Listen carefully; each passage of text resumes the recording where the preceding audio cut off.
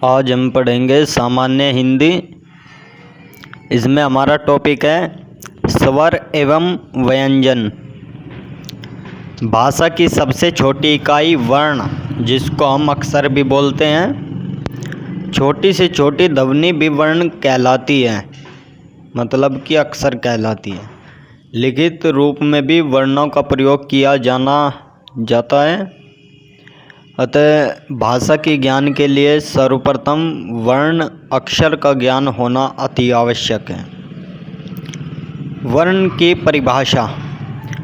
कथित भाषा की मूल ध्वनियों को व्यक्त करने वाले चिन्हों को वर्ण कहते हैं, जैसे ए, उ, ए, ग, ठ, प, व आदि।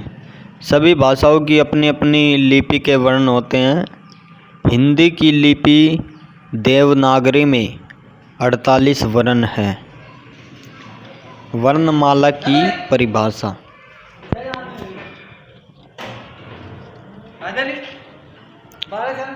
वर्णमाला की परिभाषा। वर्णों के समूह को वर्णमाला कहते हैं। वर्णों का वर्गीकरण।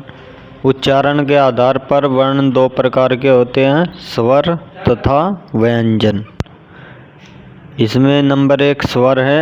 स्वर की परिभाषा। जिन वर्णों के उच्चारण के समय बिना किसी रुकावट के मुख से वायु निकलती है, वे स्वर कहलाते हैं। हिंदी में 11 स्वर होते हैं। स्वर के प्रकार। स्वरों का वर्गीकरण निम्न आधारों पर किया गया है। उच्चारण के आधार पर। उच्चारण के आधार पर स्वर मुख्यतः 3 प्रकार के होते हैं। नंबर 1 ह्रस्व स्वर, नंबर 2 दीर्घ स्वर, नंबर 3 प्लुत स्वर।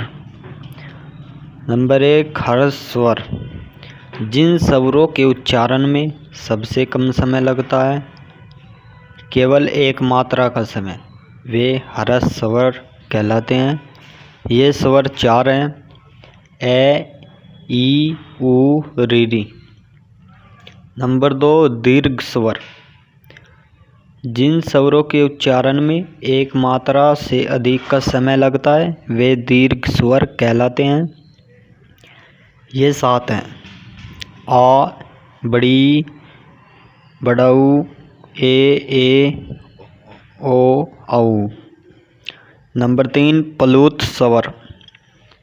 जिन स्वरों के उच्चारण में मूल स्वर से लगभग 3 गुना समय लगता है, उन्हें प्लुत स्वर कहते हैं, जैसे ओम, हे, राम आदि।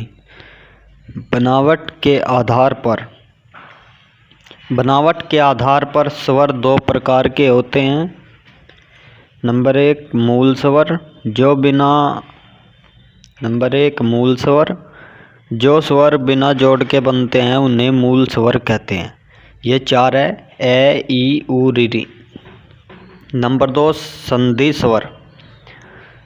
जो स्वर किसी के जोड़ से बनते हैं, उन्हें संधि स्वर कहते हैं, जैसे ए प्लस ए बराबर आ, उ प्लस उ बराबर बड़ऊ, उ प्लस ओ बराबर औ, ए प्लस उ बराबर ओ, ई प्लस ई बराबर बड़ी, ए प्लस ई बराबर ए प्लस ए बराबर बड़े। गैर सजातीय एवं विजातीय स्वर। ये दोनों प्रकार के स्वर निम्नलिखित है। नंबर 1 सजातीय स्वर: ए, आ, ई, उ, ओ। नंबर 2 विजातीय स्वर। इसमें भिन्न विजातीय स्वर होते हैं। स्वरों के संबंध में अन्य महत्वपूर्ण बातें। नंबर 1 ए की मात्रा नहीं होती। नंबर 2 ए की सहायता से ही सभी व्यंजन बोले जाते हैं, जैसे क, ख, ग, घ, चैर। नंबर 3 ए से रहित व्यंजन इस प्रकार लिखते हैं: क, ख, ग, घ, चैर। नंबर 4 व्यंजनों के नीचे लिखी तिरछी रेखा को हलंत कहते हैं। ये जो रेखा बनी होती है, इसको हम हलंत कहते हैं। ये अब है हमारा स्वरों की मात्राएं। स्वरों की मात्राएं।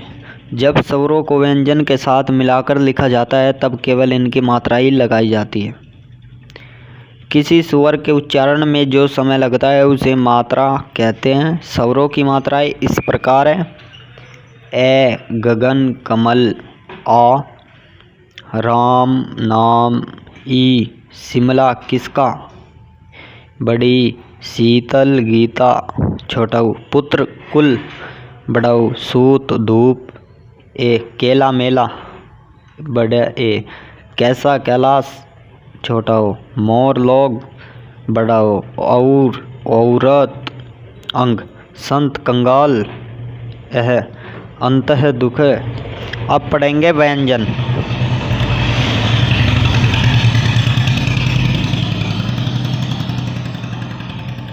व्यंजन की परिभाषा: जिन वर्णों का उच्चारण स्वरों की सहायता के बिना नहीं होता वे व्यंजन कहलाते हैं। हिंदी वर्णमाला में व्यंजनों की संख्या 33 है।